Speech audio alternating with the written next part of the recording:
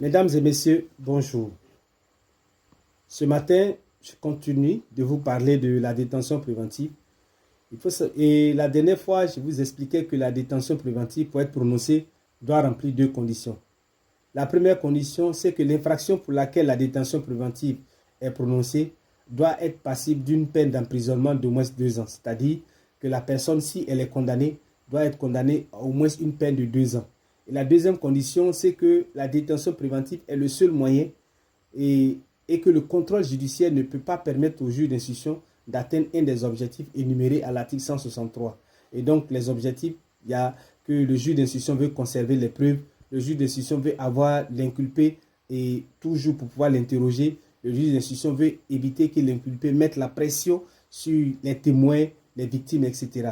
Donc, lorsque vous aurez le document, vous allez pouvoir voir tous les objectifs qui sont fixés dans l'article 163.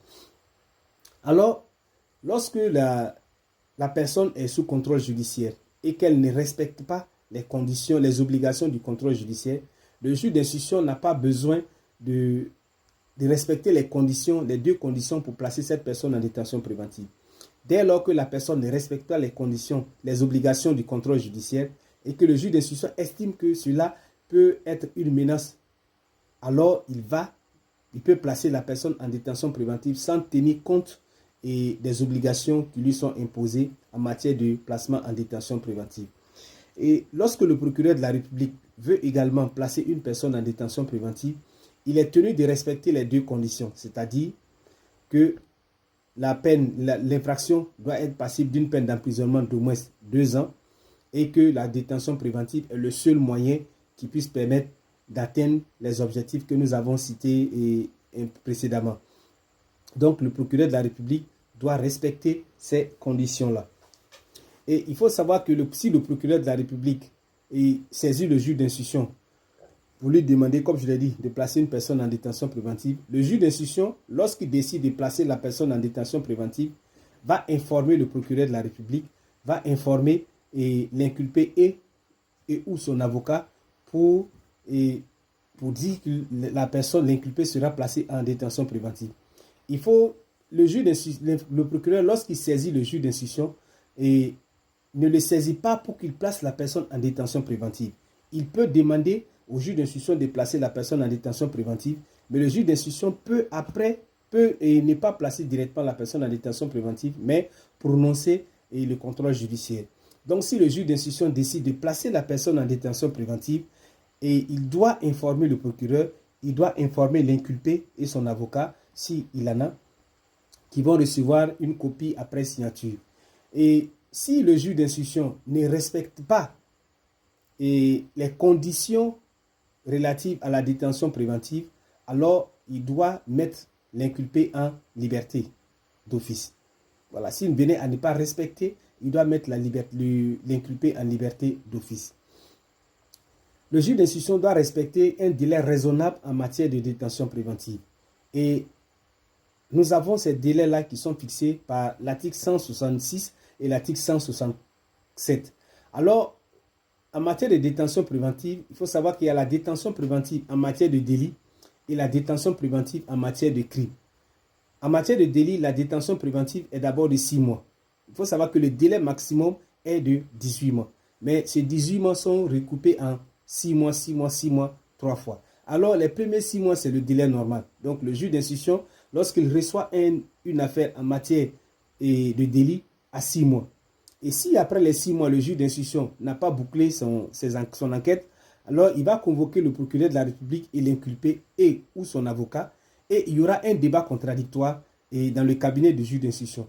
C'est après ce débat contradictoire-là, ça veut dire que c'est un débat où toutes les parties sont là, l'inculpé et le juge d'instruction, le procureur de la République, et ils vont débattre pour voir si il est oui ou non, on peut prolonger la détention préventive.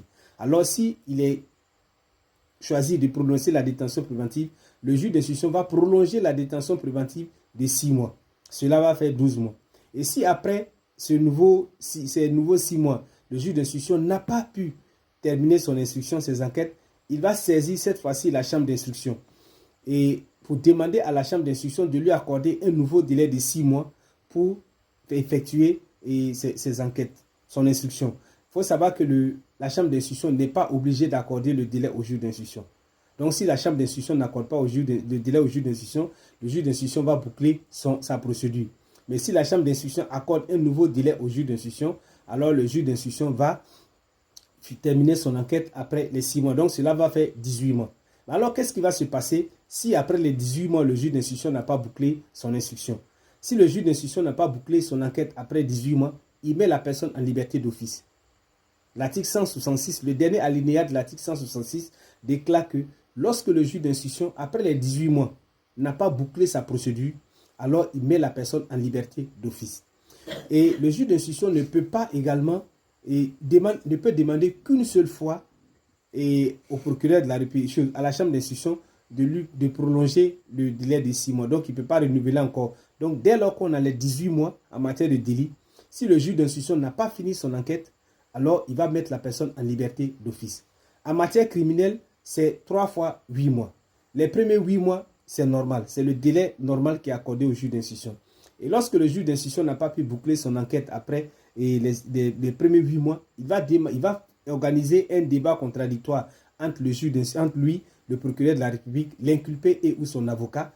Alors, après ce débat, il va décider de prolonger la détention préventive de 8 autres mois. Donc, cela va faire 16 mois.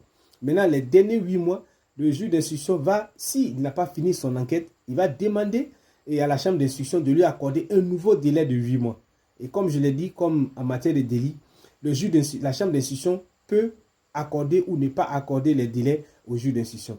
Mais après le délai de 24 mois, après les 24 mois, si le juge d'instruction n'a pas fini son enquête, alors il doit mettre la personne en liberté d'office. Cela est dit dans le dernier alinéa de l'article 167 en matière de délit, en matière de crime, qui déclare que lorsque le juge d'instruction, après les 24 mois, n'a pas pu boucler son enquête, n'a pas fini son instruction, il doit mettre l'inculpé en liberté d'office. Nous allons voir plus tard quelle est la procédure qui peut être utilisée pour amener le juge d'instruction, s'il ne prononce pas la liberté d'office, à prononcer la liberté d'office de l'inculpé.